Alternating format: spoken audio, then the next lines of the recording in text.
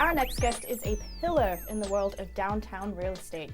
Please welcome back from yoursdhome.com, Nicole Hazelton, and her special guest from the Leukemia and Lymphoma Society, Janet Hamada.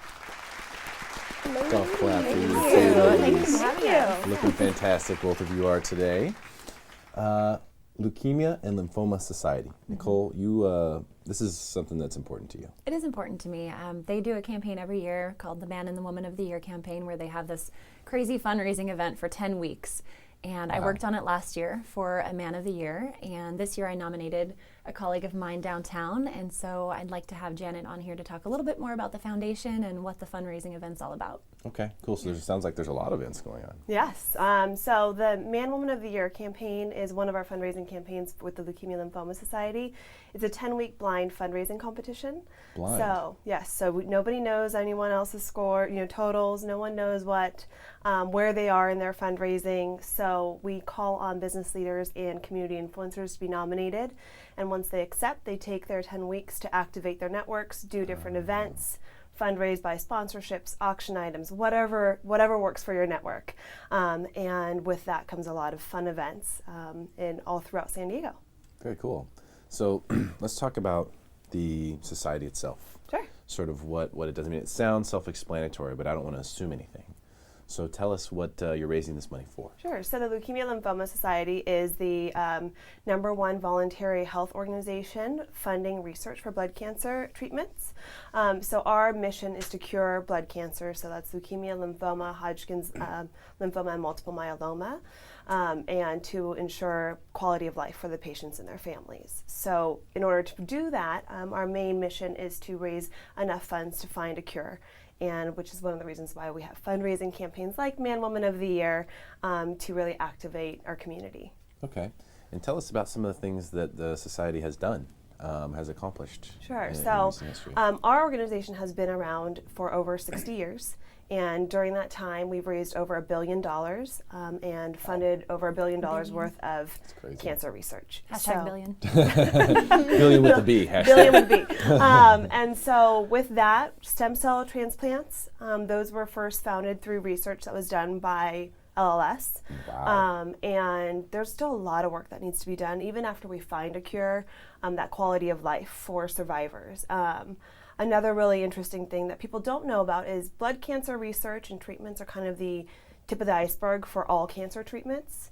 So we have a lot of treatments that we found through LLS funded research that is now being used for solid tumor cancers, autoimmune diseases. So it's not just blood cancer we're dealing with. We're really finding treatments and cures for different types of diseases. So this thing you have going on, Man, Woman of the Year. So there's Man of the Year, Woman of the Year. There's several candidates, and those people essentially help raise funds by going to their networks and saying, hey, vote for me to be Man of the Year. Correct. By donating. Mm-hmm. Right. And is it whoever gets the most money in? Is that who it Yeah, is? so at the end of the 10 weeks, we have a gala event, and the votes are $1 equals 1 vote. So the Man of the Year candidate that raises the most votes and the Woman of the Year candidate that raises the most votes will win the title of Man, Woman of the Year at the end of the gala. Ah, cool. Is it gala or gala? I go back and forth. Today it's Hashtag. I don't know how From to say its it. gala. yeah. Hashtag gala. Gala. I think gala sounds more, Elegant. yeah, it does. I go back and forth. I just try to stay with whatever I start with, so people aren't confused. Yeah. Okay, we can stick with that. And in 2015, the campaign that I worked on raised $50,000, and so the nominee Holy was smokes. able to name a research portfolio in his name because he was a survivor. And so this year, David Spiewak, who I'm campaigning for Man of the Year, his goal is to raise $50,000 to also do that in honor of his father, who lost his life to leukemia. So that's the goal. So even if they don't win Man or Woman of the Year, all of those funds are going towards the same cause. They're all, fighting for the same thing. And I think as a whole, the candidates in 2015 raised over $400,000 in 10 weeks. It's unbelievable. Yeah. It's so hard to raise money. It is. It is. The nonprofit world, there's just so many charities, so many big charities now, and they get the majority of the funds, and it's really tough out there to go and raise money. So this is a unique way to do it. I think it's really cool. But also, by the way, a buddy of mine in high school had lymphoma. It's totally out of the blue. I mean, a 17-year-old kid. How does he get lymphoma? you know? It's not like he was raised by smokers or anything that would Right. make sense. He just got it. Now, he was able to beat it because of the early detection. But it was a very scary time. Yeah. For one of my closest friends. The number one leading cause of death for those under 20. And there's also 2 children involved in the campaign as well for Boy and Girl of the Year. Oh, really? Oh, Yeah, how so cool. I know there are honored heroes. They're local patients. So this year, a Boy of the Year is DJ. He's 4 years old. He just finished treatment, so actually he's still going to have maintenance treatment for several years, but he's cancer-free. Wow. And our Girl of the Year is Ava Foster, and she's a 2-time survivor. She's 5. And so What? Yeah. she was first diagnosed at 17 months, and she went through an umbilical cord stem cell transplant. 2 years post-transplant now. She's doing really well. And the great thing is, you know, when you see these kids, you would never even guess that they were battling something like this or that they have battled something like this. But they serve as our inspiration as well. They do. So cool. So what can people do, you know, who are watching to be involved, to help out? Well, we're hosting a series of events that you can find on our website for David's campaign. It's called Jam to Toast, and that's because his father liked to jam out on the guitar, and we're toasting his honor. So we're hashtag spreading the word.